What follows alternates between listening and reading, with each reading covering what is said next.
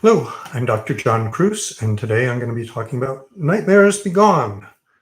This is about imagery rehearsal and the power of it to help eradicate nightmares.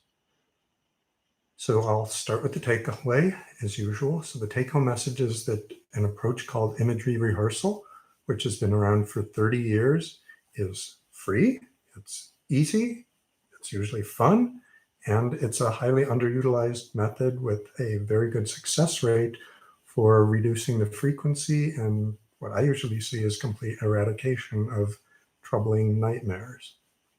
And I'm going to be talking about what the approach is and what alternatives. I think this is one of the rare examples where we have fairly extensive documentation that our best approach to a problem in terms of success rate is a talking therapy approach rather than medications. So I'll start with, why do we dream?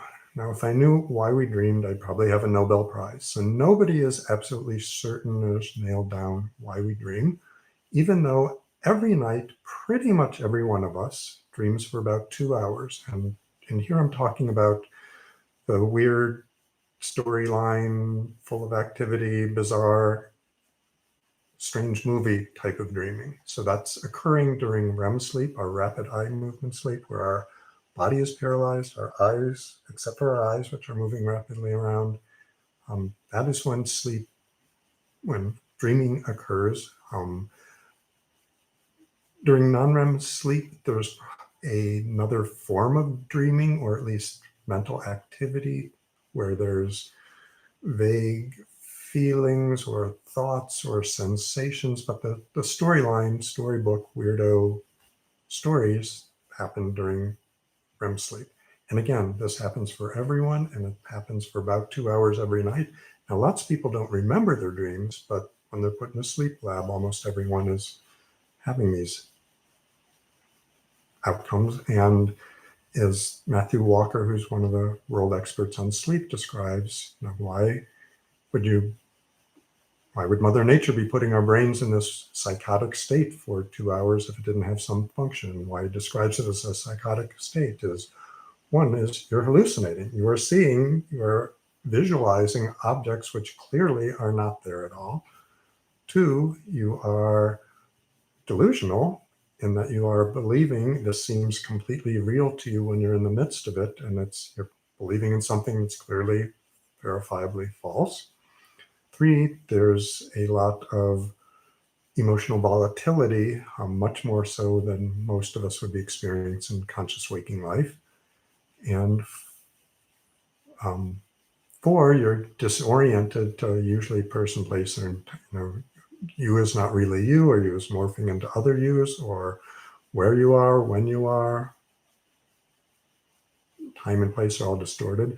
And you have amnesia. So when you wake up, most people have forgotten most of it. So the debate over why we dream goes, at one extreme, there are still some adherents to the belief, and Hobson at Harvard for years, or some version of this, I think he's backed off considerably, that dreams were just completely noise in the system, that your brain is dealing with the day and various bits of neural activity are activated. So flashes of sounds and faces and events, and there's really no storyline or narrative or anything. That's all just put together in the most extreme version. As you're actually waking up, you're reconstructing or recreating a dream, or in the less extreme version, your brain is trying to make sense of all these random noises that's either shutting down or doing some brain housekeeping method. The other extreme would be sort of the astrologer tarot card belief that the dreams are coming from some other source or have some powerful meaning and prediction of your life or world events. I would say we have very little evidence for that, but there's increasing consolidation, and Matthew Walker's lab has an important role in some of this. The two main things are happening during REM state dreaming, and that is We are emotionally reprocessing particularly laden events so that when we think about them, reconsider them later, they are less powerfully disturbing or disruptive. So a normal function of dreaming is to downregulate the emotional state of some of our experiences. And then the other, and these are not separable functions necessarily, other big function is not memory consolidation, which I've seen some people describe it as. So memories consolidation is happening primarily during non-REM sleep. If you disrupt that, you have much poorer recall of things you've learned the day before.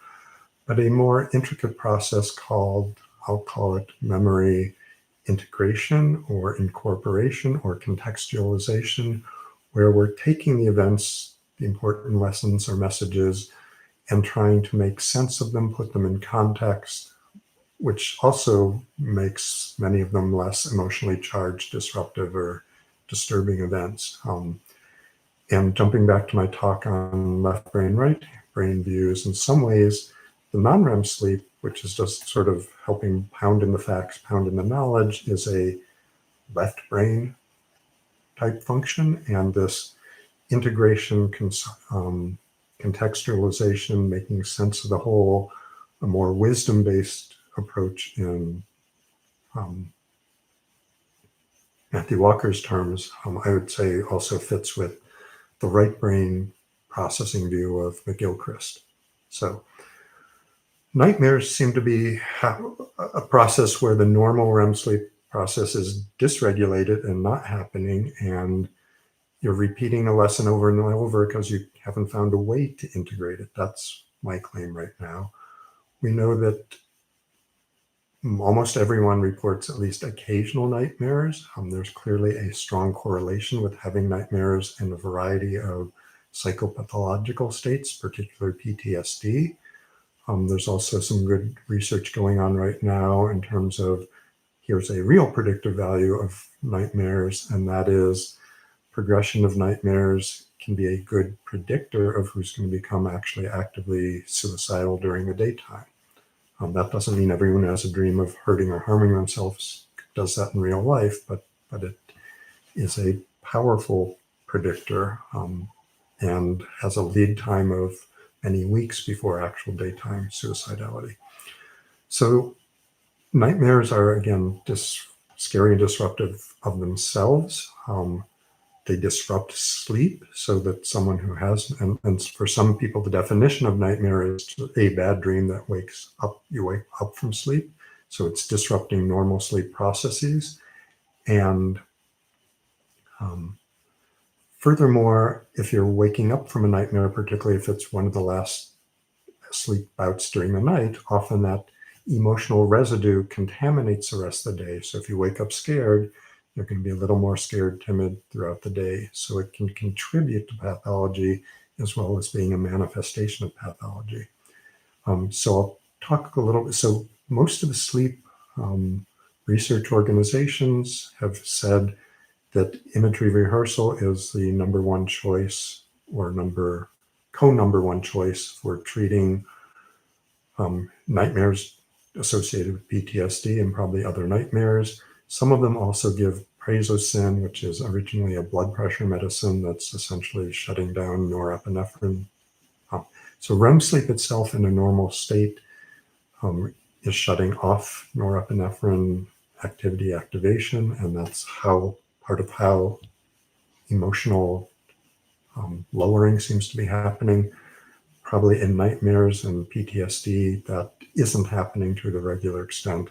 So prazosin, there were 6 or 7 studies conducted showing that it could be helpful in reducing the frequency and intensity of nightmares. And then in 2018, a big study, multi-site study done through the VA system by Marie Raskind, actually found no benefit in reducing frequency, reducing intensity, improving sleep quality, improving daytime quality. Some people have just disregarded that study, even though that study of more than 300 patients included more total patients than the 6 preceding positive studies before it. Again, it was a well-done study. It looked over a longer period of time. Others have said, well, we still have those 6 positive studies, even though they were smaller. So some professional organizations and practitioners still push praise of sin. And it may be that it does work for some people, but I'm not aware of any studies with imagery rehearsal where it didn't fail to help people. So the consistency of the results with imagery rehearsal is better than it is for praise of sin. And I would also argue likelihood of side effects are negative. Praise of sin is usually not terribly bad with side effect burden. Dizziness is a common side effect. Some people have some other side effects are possible, but usually not terribly. Some people feel sleepy, lightheaded. You can be dizzy upon standing rapidly. Some people do have other side effects with praise of sin, whereas imagery rehearsal, I'm not aware of reported side effects with it. So what is imagery rehearsal? And I've usually called the technique over the years dream re-imaging because I like that better. Because I think it's not just the images that we're rehearsing or rechanging, it is the storyline or the plot of it. So this is my version. It may be a little different, but we have, again, studies showing that just teaching this in one session is an effective mode. There's new studies teaching people over the phone and having some or video session and having minimal amount of reinforcement if you have questions or seeking it. So it's something you can learn quickly. I'm going to try to teach it in about 5 minutes here. So the 2 important things that it's trying to convey is, one is you have the power to change your dreams. And what I usually tell people, what is a dream? It's this weird story, again, often bizarre, dramatic, choppy, inconsistent, varying, full of activity and motion, but you are the cinematographer, you're the director, you're the writer, you're often the starring character. It's your movie. You write it, you wrote it, and that means you can rewrite it. So convincing people that they have the power to change their dreams, and once they've done it once, that's usually pretty effective.